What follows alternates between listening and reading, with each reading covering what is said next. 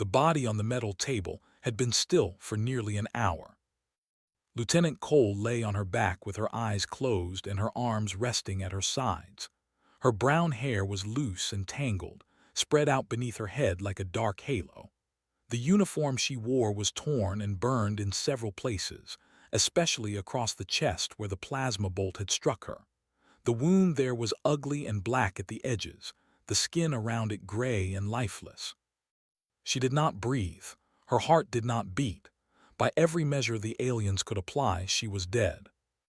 They gathered around her body in a loose circle, their long insect-like forms casting strange shadows under the bright lights of the examination chamber.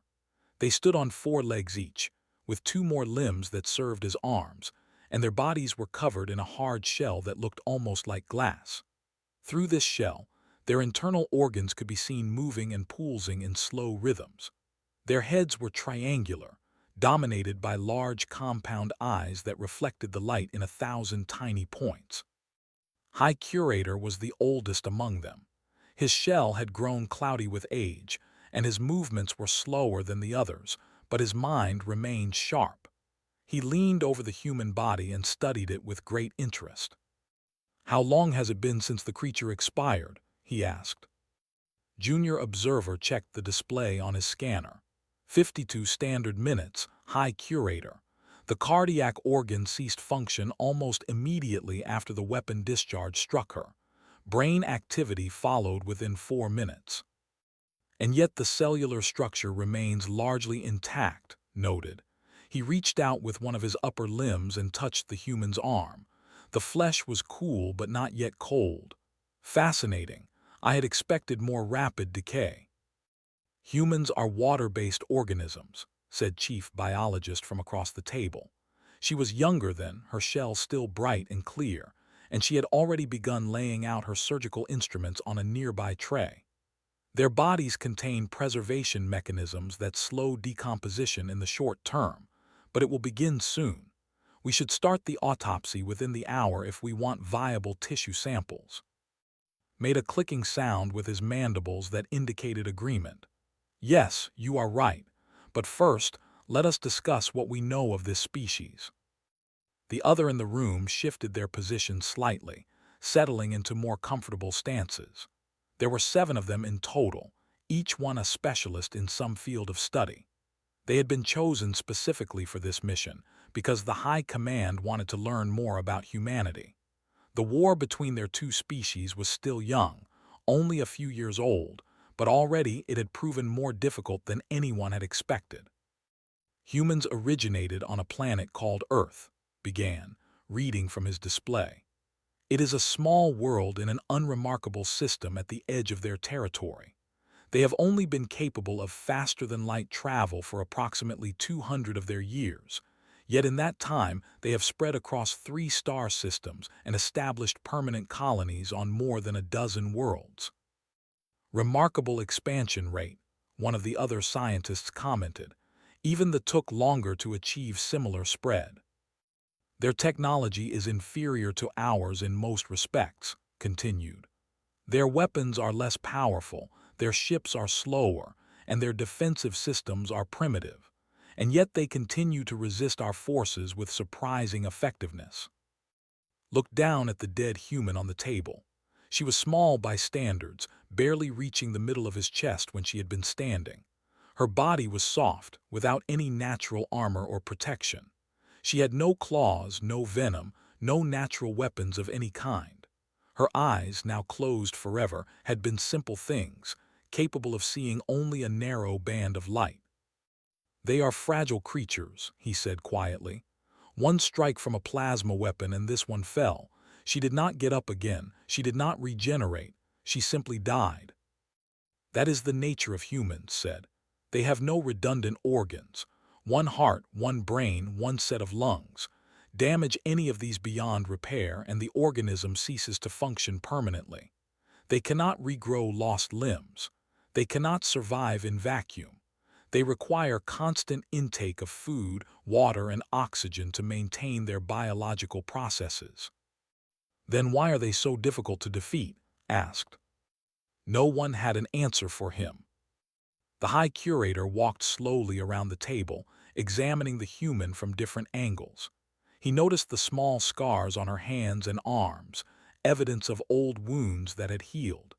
He noticed the calluses on her fingers, signs of repeated physical labor.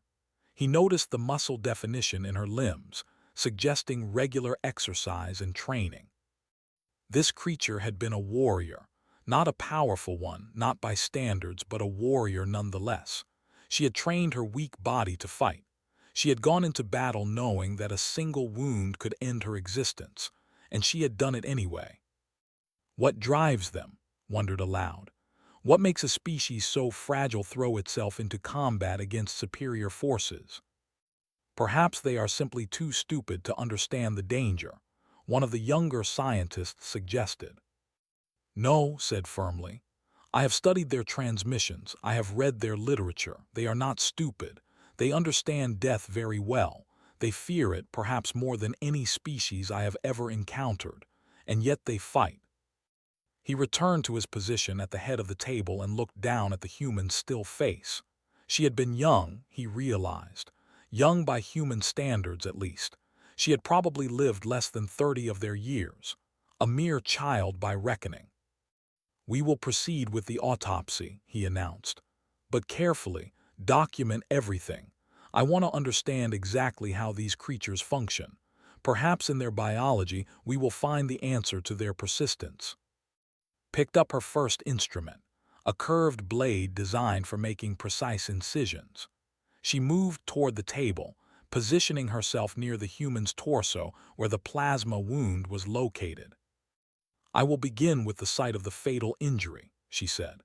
We can examine the damage pattern and determine exactly how the weapon discharge caused systemic failure. She leaned forward, bringing the blade toward the human's chest. And then she stopped, because the human's finger had just moved.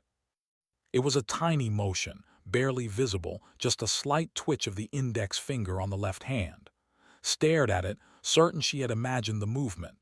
Dead things did not move. Dead things lay still and waited to be cut apart. She looked up at the others. Did anyone else see that? Before anyone could answer, the human's chest suddenly heaved upward as her lungs filled with air.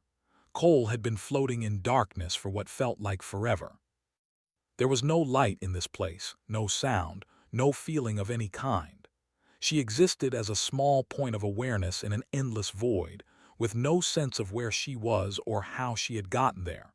Time had no meaning here. She might have been drifting for seconds or centuries, and she would not have known the difference. But somewhere in the back of her mind, a small voice kept whispering.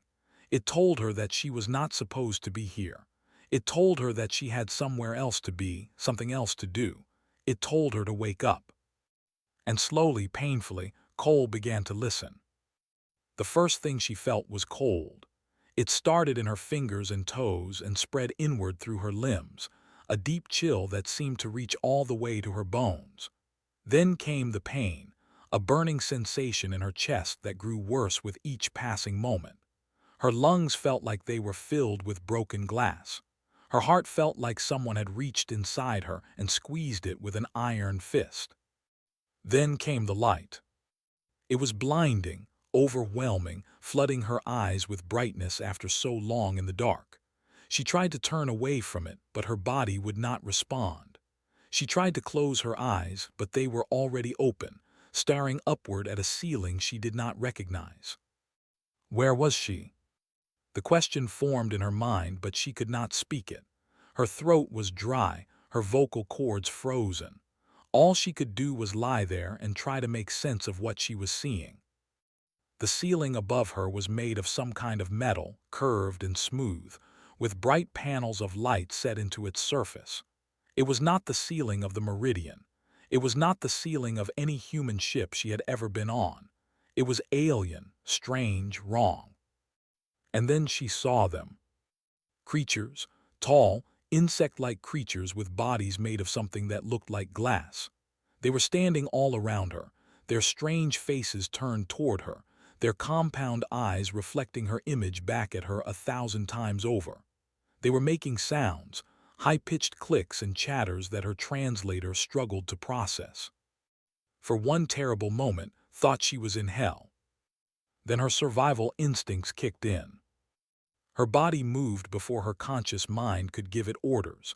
Muscles that had been still for an hour suddenly contracted with violent force. She rolled to the side, falling off the metal table and landing hard on the floor below. The impact sent fresh waves of pain through her chest, but she ignored them. Pain meant she was alive. Pain meant she could still fight.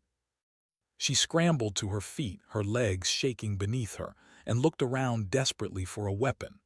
Her eyes landed on a tray of surgical instruments nearby. Without thinking, she grabbed the largest one, a curved blade with a sharp edge, and held it out in front of her. "Stay back," she shouted. Her voice came out as a hoarse croak, barely louder than a whisper. But it was enough. The creatures scattered, moving away from her with surprising speed, their limbs clicking against the metal floor as they retreated to the walls of the chamber. Pressed her back against the examination table and tried to control her breathing. Her heart was pounding in her chest, so hard she could feel it in her temples. Her vision was blurry at the edges, threatening to go dark again. She was weak, weaker than she had ever been, but she was alive. How was she alive? The last thing she remembered was the battle at the relay station. The Meridian had been conducting a patrol when the ships appeared. There had been a boarding action, hand-to-hand fighting in the corridors. She remembered seeing the alien soldier raise its weapon. She remembered the flash of light, the impact against her chest, the sensation of falling. After that, nothing. She looked down at her chest and saw the wound. It was bad, a large area of burned and blackened skin just below her left shoulder. By all rights, it should have killed her. Maybe it had killed her. Maybe she had died and somehow come back. The thought was terrifying. It was also exhilarating. She had beaten death. She had won. One of the creatures stepped forward, moving slowly with its upper limbs raised in what might have been a peaceful gesture, tightened her grip on the blade and watched it carefully. "Human," the creature said. Its voice came through her translator in a flat, emotionless tone. "You were dead. Our instruments confirmed the end of all biological functions. Your heart stopped. Your brain stopped. You were no longer alive." "I got better," said. The creature's mandibles clicked together rapidly. The translator told her this indicated confusion. "That is not possible. Death is permanent. No species recovers from true death. This is a fundamental law of biology." "Then maybe your laws are wrong." She kept the blade pointed at the creature as she slowly moved along the wall, putting more distance between herself and the group of aliens. Her eyes scanned the room, looking for exits, looking for anything she could use to her advantage. There was a door on the far side of the chamber, large enough for the creatures to pass through. If she could reach it, maybe she could find a way off this ship. "I want to leave," she said. "I want to go back to my ship, to my crew. You are going to help me do that." The creature that had spoken to her made a sound that her translator interpreted as something between surprise and amusement. "You are in no position to make demands, human. You are one individual, wounded and weak, surrounded by armed members of our species. You have no power here." Smiled. It was not a friendly smile. "I just came back from the dead," she said. "What makes you think you can stop me from doing anything?" She saw fear in the creature's eyes then. Real fear, the kind that came from encountering something that should not exist. She had been a corpse on their table just moments ago, and now she was standing, talking, threatening them with their own surgical tools. She was impossible. She was a violation of everything they understood about life and death. And she was going to use that fear to survive. The next few minutes were a blur of motion and violence. Moved fast, faster than she should have been able to move in her condition. Adrenaline flooded her system, pushing back the pain and exhaustion, giving her strength she did not really have. She reached the door before any of the aliens could stop her, slashing at one that got too close and sending it stumbling back with a cry of pain. The door opened automatically as she approached, and she found herself in a long corridor with curved walls and soft blue lighting. She did not know where she was going. She did not have a plan. All she knew was that she had to keep moving, keep fighting, keep surviving. Behind her, she heard the aliens shouting in their clicking language. Alarms began to sound, a high-pitched wail that echoed through the corridor.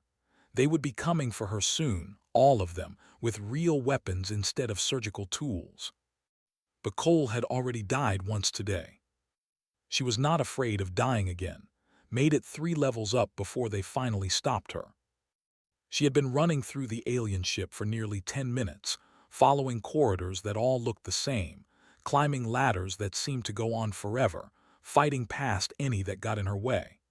The surgical blade in her hand had become slick with blood, some of it alien, some of it her own. Her chest wound had reopened from the exertion, and she could feel warm liquid running down her side with each step. But she kept going, she kept fighting, because stopping meant dying, and she had already done that once. The end came suddenly. She turned a corner and found herself facing a wall of soldiers, at least 20 of them, all armed with the same kind of plasma weapons that had killed her before. They stood in a solid line, blocking the corridor completely, their compound eyes fixed on her with expressions she could not read. Stopped running. She raised her blade and looked at the soldiers, calculating her chances. 20 against 1. No cover. No way around them. She was fast, but she was not fast enough to dodge 20 plasma bolts at once. For a long moment, nobody moved. Then a voice came from behind the line of soldiers, calm and measured. "Lower your weapons." The soldiers hesitated, their training warring with their fear, but eventually they obeyed. The weapons dropped to their sides, and the line parted to reveal High Curator walking slowly toward her. "Human," he said, "you have caused quite a disruption aboard my vessel. 3 of my crew members are injured. Several more are in a state of psychological shock, and you have proven that our security measures are entirely inadequate against a determined enemy." Kept her blade raised. "Let me go." "I do not think that would be wise," said. He stopped a few meters away from her, close enough to talk but far enough that she could not reach him with a sudden attack. "You are wounded. You are tired. You do not know where you are or how to operate any of our systems. If I allowed you to continue running, you would eventually collapse and die. This time, perhaps permanently." "Then what do you want?" "I want to understand," said.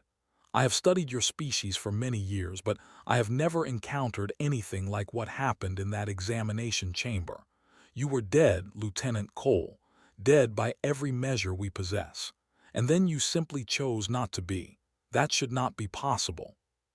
His arm was getting tired. The blade felt heavier with each passing second. She knew she could not fight her way out of this situation, not in her current state. She needed rest, food, medical attention. She needed time to heal and plan. Slowly, carefully, she lowered the blade to her side. "Fine," she said. "We'll talk, but I want a room, not a cell. I want food and water, and I want you to contact my ship and tell them I'm alive." Clicked his mandibles thoughtfully. "I will agree to the first 2 conditions. The third is more complicated. Your vessel fled the area after the battle. We do not know its current location." "Then find it." "We will try. In the meantime, you will be our guest." He gestured to one of the soldiers, who stepped forward with something that looked like a blanket made of soft silver material. "Please, cover yourself. Your injury is distressing to look at, and I suspect the temperature aboard this ship is not comfortable for your species." Took the blanket and wrapped it around her shoulders. It was surprisingly warm, and she felt some of the tension leave her muscles as the chill began to fade. She was still holding the surgical blade, and none of them made any move to take it from her. Maybe they had decided it was not worth the fight. They led her through the ship to a small room on one of the upper levels. It had clearly been a storage area once, but the containers had been removed and replaced with a simple bed, a chair, and a table. The bed was designed for bodies, but figured she could make it work. "I will return shortly with food and medical supplies," said from the doorway. "In the meantime, I ask that you rest. You have been through an ordeal that would kill most creatures. Your body needs time to recover." "Why are you being so nice to me?" asked. "I killed your people, I damaged your ship. You should be throwing me in a cell, not giving me a bedroom." Was quiet for a moment, his compound eyes reflecting the light in strange patterns. "Because, Lieutenant Cole, I believe you may be the most important discovery my species has ever made. A creature that can return from death. A species that refuses to accept the fundamental laws of biology. If I can understand how you did what you did, it could change everything we know about life itself." "I'm not a lab rat," said coldly.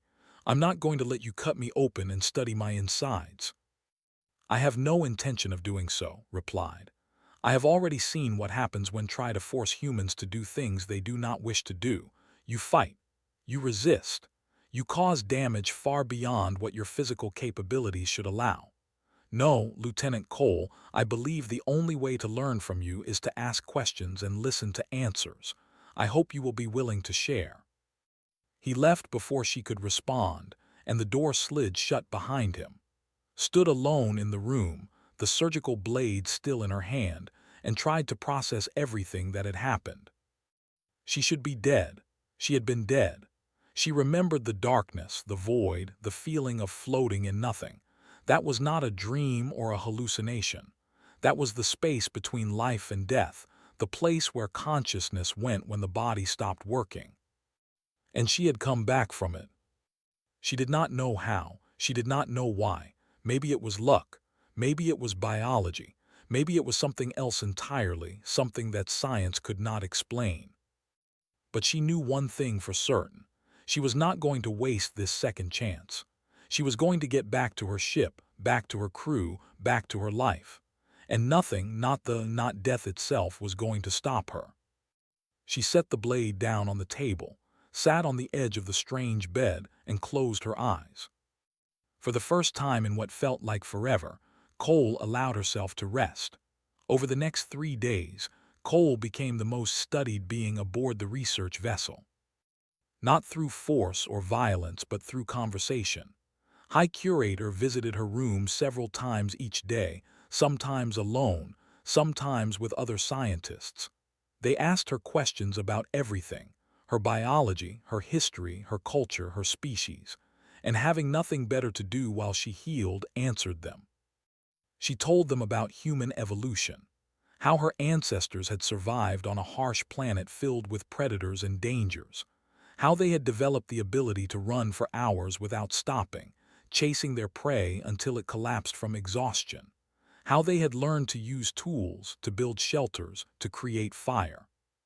She told them about human medicine, how doctors could restart a stopped heart with electricity, how surgeons could replace damaged organs with healthy ones taken from other people, how scientists had learned to fight diseases that would have wiped out entire populations in earlier ages.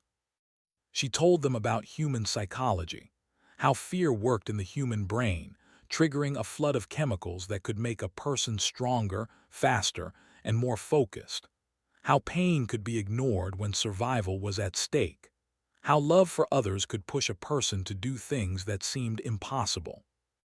And with each answer, she saw the fear in their eyes grow deeper. "You are telling me," said during one of their conversations, "that your species evolved as endurance hunters, that you would simply follow your prey until it died from exhaustion." "That's right," said. She was sitting on the edge of her bed, eating something that looked like gray paste but tasted surprisingly good. Her wound had been treated with medical technology, and while it still hurt, it was healing faster than she had expected. "Our ancestors couldn't run as fast as most animals, but we could run longer. We would track them for hours, sometimes days, never letting them rest, never letting them recover. Eventually, they would just fall down and stop moving." His mandibles clicked rapidly. "This is deeply disturbing." "Why?" "Because they have always believed that the key to successful hunting is speed and power. Strike quickly, Kill quickly, move on.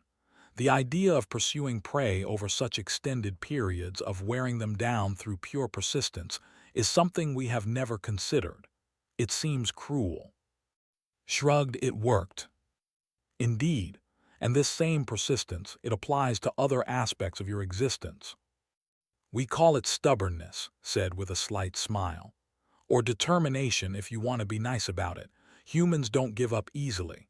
When we want something, we keep working toward it, even when it seems impossible, even when everyone tells us we should stop. She saw exchange a look with one of the other scientists in the room, a younger whose name she had learned was. There was something in that look, a kind of worried understanding that made feel like she had just revealed something important. Your species has been engaged in conflict with ours for 3 years, said carefully. In that time you have lost many battles, your ships have been destroyed, your soldiers have been killed, your colonies have been threatened, and yet you continue to fight. Why? Because we haven't lost the war yet, said simply, and until we do, we're going to keep trying. But logically, you must see that victory is impossible. Our technology is superior. Our numbers are greater. Our resources are more abundant. By every objective measure, this should have defeated humanity within the first year of conflict. And yet here we are. Was silent for a long moment. When he spoke again, his voice was quieter, almost uncertain. There is a concept in philosophy called the point of inevitable loss. It is the moment in any conflict when one side realizes that victory is no longer possible. When that point is reached, the losing side is expected to surrender or retreat. It is the logical thing to do. It prevents unnecessary death and destruction. Nodded, we have something similar. We call it giving up. And what do humans do when they reach this point? Thought about the question. She thought about the stories she had grown up with, the histories she had studied, the battles she had fought. She thought about all the times when humans had faced impossible odds and somehow found a way to keep going. We don't, she said finally. We don't reach that point, or if we do, we ignore it. We convince ourselves that we can still win even when all the evidence says otherwise. We fight harder. We try new things. We refuse to accept that defeat is inevitable, even when it means certain death. Especially then. Met's compound eyes with her own simple human ones. There's a saying among my people, it's not over until it's over. As long as we're still breathing, we're still in the fight. And apparently, even when we stop breathing, we sometimes come back. The room was very quiet after that. Later that day, overheard speaking with outside her door. They probably did not realize she could hear them, or maybe they had forgotten that her translator would pick up their words. Either way, she listened carefully as they discussed what to do with her. We cannot keep her here forever, was saying. The High Command has been asking for reports. They want to know what we have learned. What we have learned, said slowly, is that humanity may be the most dangerous species they have ever encountered. But they are so weak. Their bodies are fragile, their technology is primitive, they are short. By any reasonable measure, they should be easy to defeat. And yet they are not. Consider what we have witnessed. A human female struck by a plasma bolt that should have killed her instantly, somehow survived. Not only survived, but returned from a state of complete biological death. And when she awoke, she did not cower or beg for mercy. She attacked. She fought her way through 3 levels of this ship, injuring our crew and evading our security, all while suffering from a wound that would have killed most species. Smiled slightly, feeling a small surge of pride. She is one individual, argued. Surely not all humans are like this. That is exactly what concerns me, replied. If even one human can do what Lieutenant Cole has done, imagine what an entire species of such creatures could accomplish. They do not know when to stop fighting. They do not accept defeat. They return from death itself and immediately begin planning their next attack. What are you suggesting? There was a long pause before answered. I am suggesting that perhaps this war was a mistake. I am suggesting that the May have underestimated humanity badly. And I am suggesting that unless we find a way to make peace, we may have created an enemy that will never, ever stop coming for us. Leaned back on her bed and stared at the ceiling. She thought about her ship, her crew, her people. She thought about the war that had taken so many lives on both sides, and she thought about what might happen if they ever truly understood what they were dealing with. Humanity did not just want to survive. Humanity wanted to win. And one way or another, they always found a way. The message arrived on the Meridian exactly 7 days after Lieutenant Cole had died. Captain Daniel was sitting in his quarters when the communication alert chimed. He had not been sleeping well since the battle at the relay station. Every time he closed his eyes, he saw falling to the deck, saw the light fading from her eyes, saw his crew carrying her body to the airlock for space burial. They had not even been able to bring her home. The attack had forced them to retreat before they could recover her remains. He had written the letter to her family. He had filed the report with command. He had done everything a captain was supposed to do when a member of his crew was killed in action. But the guilt remained, sitting heavy in his chest like a stone that would not move. The communication was from a diplomatic vessel. That alone was unusual. The two species had been at war for 3 years, and diplomatic communications were rare. Almost deleted the message without reading it, assuming it was some kind of propaganda or trap. Then he saw the video attachment. The image was grainy, recorded on equipment that was not designed for human eyes, but there was no mistaking the face that stared back at him. Brown hair, sharp features, those familiar stubborn eyes that had always challenged him when she thought he was wrong about something. Cole, alive, standing among a group of aliens like she owned the place. Stared at the screen for a long time. His hands were shaking. His eyes were wet. He had buried crew members before, many of them over his 30 years in the fleet, but he had never, not once, had one of them come back. He called his first officer immediately. Within the hour, the entire crew knew the impossible truth. Their lieutenant was alive, and she was coming home. The exchange happened at a neutral point in space, far from any planet or station, just 2 ships floating in the darkness between stars. The Meridian arrived first, its crew standing at battle stations despite the flag of truce. They had learned to be cautious around The diplomatic vessel appeared an hour later, a sleek silver craft that looked almost fragile compared to the Meridian's bulk. It came to a stop a safe distance away, and a small shuttle detached from its side, crossing the gap between the 2 ships. Was waiting in the docking bay when the shuttle's door opened. He had his best officers with him, all of them armed, all of them ready for a fight if this turned out to be a trap. But deep down, he knew it was not. Something in this message had been different from their usual communications, something that almost sounded like respect. Cole stepped out of the shuttle, and for a moment nobody moved. She was wearing a human uniform, replicated by the based on her original clothes. Her hair was pulled back in a regulation style. Her posture was straight and military. But there was something different about her now, something in her eyes that had not been there before. She looked like a woman who had seen the other side and decided it was not for her.